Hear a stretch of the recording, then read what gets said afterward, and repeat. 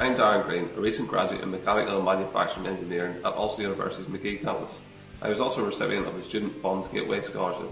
I hadn't taken the traditional route to university, having spent several years out working in manufacturing in the aerospace industry. This work led me to apply for my engineering degree at McGee. Having left a secure job to pursue my professional career, this had obvious financial implications with a substantial drop in my income. I applied to the Gateway Scholarship in the hope to relieve pressures of everyday bills. The Gateway Scholarship allowed me to reduce my hours of part-time work and focus solely on my studies.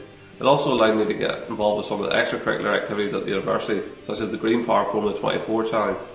I thoroughly enjoyed my time at Ulster and have now graduated with a first-class honours in my degree with a distinction in my diploma for professional practice.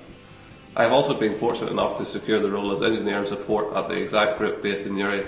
I would like to take this time to thank anyone who donated to the Student Opportunity Fund, a truly worthwhile cause that made my time at Ulster a much more enjoyable experience. Thank you.